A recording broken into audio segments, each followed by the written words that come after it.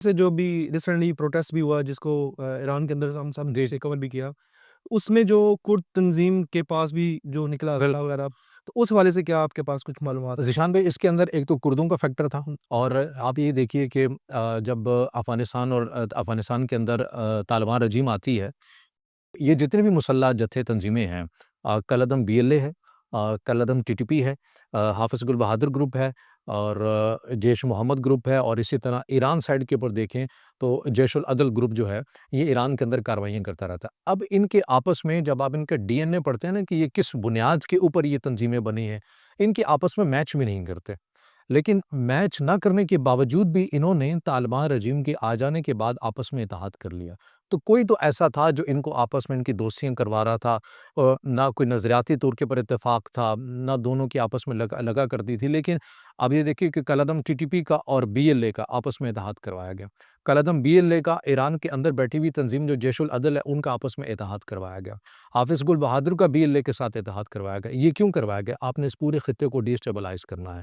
और ईरान के अंदर जो आपने ये बात की, ये जैश-उल-अदल और कल-अदम बीएलए का ये आपस में इत्तेहाद हुआ था कि जब हम ईरान के अंदर कार्रवाइयाँ करेंगे तो आप हमें सपोर्ट करोगे। सही बात। और कल-अदम बीएलए जब पाकिस्तान के अंदर बलूचिस्तान के अंदर कार्रवाइयाँ करेगी तो जैश-उल-अदल फिर जो है ना वो इधर आके सपोर्ट करेगी।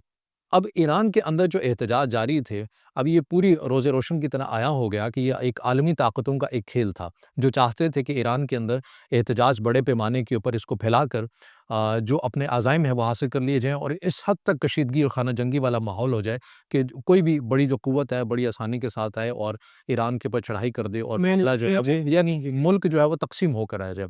और अब ये देखिए कि जो एहतजाज किसी भी मुल्क के अंदर होते हैं, पुरअमन एहतजाज होने चाहिए।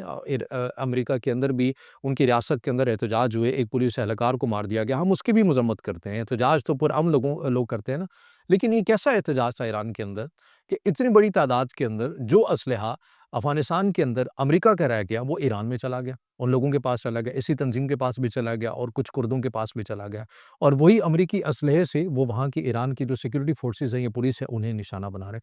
तो ये किस किस्म का एहतजाज था और असलहा तो अफ़गानिस्तान में रह गया था, ये ईरान में कैसे पहुँचा? तो इसकी वजूहात वही हैं कि इस पूरे खित्ते से मुतल्लिक जो एक ग्रेट गेम डिज़ाइन की गई कि हमने इतनी आसानी के साथ अपनी स्पेस को फ़िल नहीं होने देना और मुख्तलिफ मुसल्लह जत्थे तंज़ीमों का आपस में इत्तेहाद करवा कर, तो इस तरह पाकिस्तान के अंदर, ईरान के अंदर, तुर्कमानिस्तान के अंदर भी आपने देखा और चाइना के अंदर भी देखा, इस पूरे रीजन को एक अदम इस्तेहकाम की तरफ धकेलने की आपको एक पूरा एक मंसूबा नज़र आता है।